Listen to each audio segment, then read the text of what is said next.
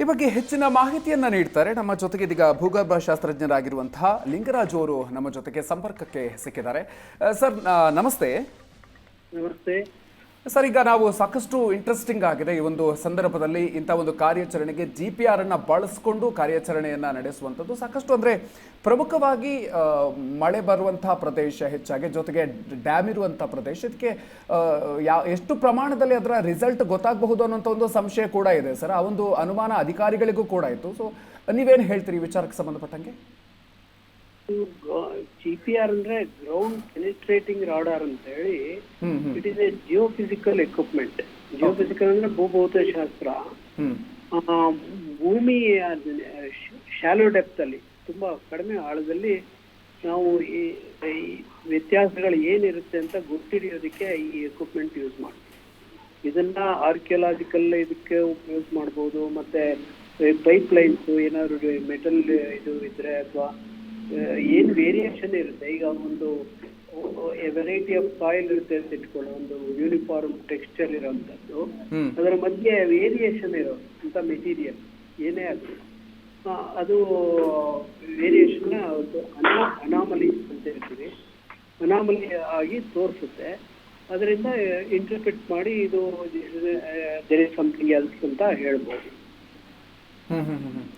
ಅಂದ್ರೆ ಇಲ್ಲಿ ಮೂಳೆಗಳನ್ನು ಹೇಗೆ ಡಿಫ್ರೆನ್ಶಿಯೇಟ್ ಮಾಡುತ್ತೆ ಈ ಒಂದು ತಂತ್ರಜ್ಞಾನ? ಈಗ ಮೂಳೆಗೂ ಮತ್ತೆ ಮಣ್ಣಿಗೂ ಏನು ಡೆನ್ಸಿಟಿ ವ್ಯತ್ಯಾಸ ಇದ್ರೆ ಅದನ್ನ ಮೂಳೆಗೆ ಏನು ಯಾವ ರೀತಿಯ ಒಂದು ಫಿಸಿಕಲ್ ಕ್ಯಾರೆಕ್ಟರ್, ಡೆನ್ಸಿಟಿ ಇರ್ಬೋದು ಅಥವಾ ಪೊರಾಸಿಟಿ ಇರ್ಬೋದು, ಅದು ಮತ್ತೆ ಮಣ್ಣು ವ್ಯತ್ಯಾಸ ಇರುತ್ತಲ್ವಾ, ಆ ವ್ಯತ್ಯಾಸನ ಅದು ಇಂಡಿಕೇಟ್ ಮಾಡುತ್ತೆ. ಅಂದ್ರೆ ಎಷ್ಟು ಅಡಿ ಆಳದವರೆಗೆ ಇದರಿಂದ ನಿಖರವಾಗಿ ಗೊತ್ತಾಗುತ್ತೆ ಅಂತ ಸರ್? ಇದು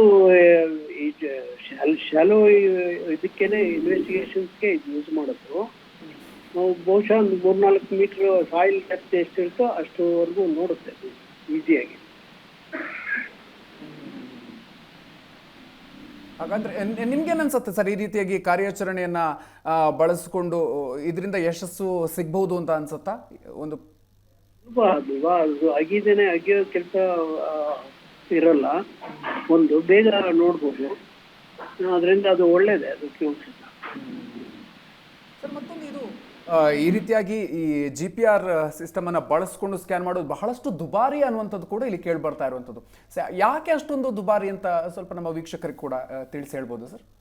ದುಬಾರಿ ಏನಿಲ್ಲ, ಅದೇನೇ it is all used ನೌಡೇಸ್, very common. Even ಅದು ವೆಹಿಕಲ್ ಮೌಂಟೆಡ್ ಇರುತ್ತೆ, ಆರ್ಕಿಯಾಲಜಿಕಲ್ ಸೈಟ್ಸ್ ಅಲ್ಲಿ ಯೂಸ್ ಮಾಡ್ತಾರೆ. ಆಮೇಲೆ ಈ ಇಂಜಿನಿಯರ್ಸ್ ಈ ಇದರಲ್ಲಿ ಹಳೆ ಪೈಪ್ ಲೈನ್ ಲೀಕೇಜ್ ಇದ್ರು ಕೂಡ ಅದನ್ನ ಗುರ್ತಿಸಲಿಕ್ಕೆ ಉಪಯೋಗಿಸ್ತಾರೆ. I don't think it is a costly affair. It is very convenient.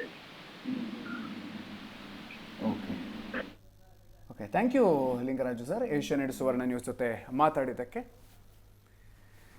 ಈಗ ನೀವು ಸ್ಥಳದಲ್ಲಿ ನೇರ ದೃಶ್ಯಾವಳಿಗಳನ್ನು ಗಮನಿಸ್ತಾ ಇದ್ದೀರಿ. 13ನೇ ಪಾಯಿಂಟ್ನಲ್ಲಿ ಈಗ ಕಾರ್ಯಾಚರಣೆಯನ್ನ ನಡೆಸ್ತಾ ಇದ್ದಾರೆ. ಶೋಧ ಕಾರ್ಯಾಚರಣೆಯನ್ನ ಅರ್ತ್ ಮೂವರ್ಸ್ ಮೂಲಕ ಅಲ್ಲಿ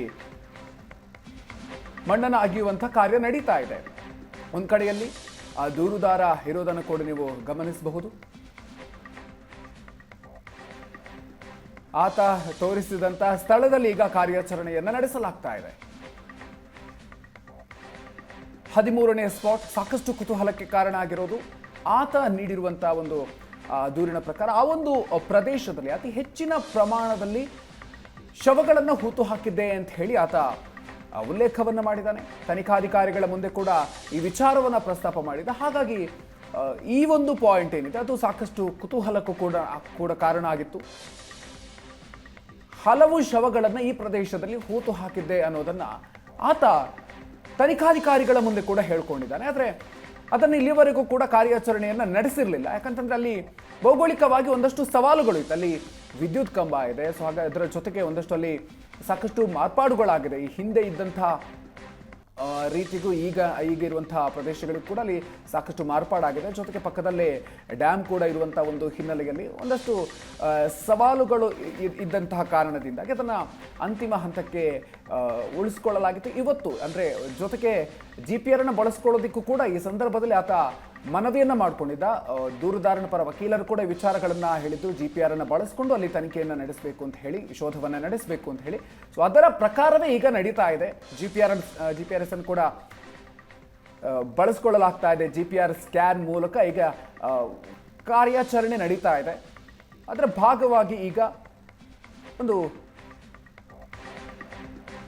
ಅರ್ತ್ ಮೂವರ್ಸ್ ಮೂಲಕ ಈಗ ಶೋಧ ಕಾರ್ಯವನ್ನು ಕೂಡ, ಮಣ್ಣು ಅಗೆಯುವಂತ ಕೆಲಸವನ್ನು ಕೂಡ ನಡೆಸಲಾಗ್ತಾ ಇದೆ.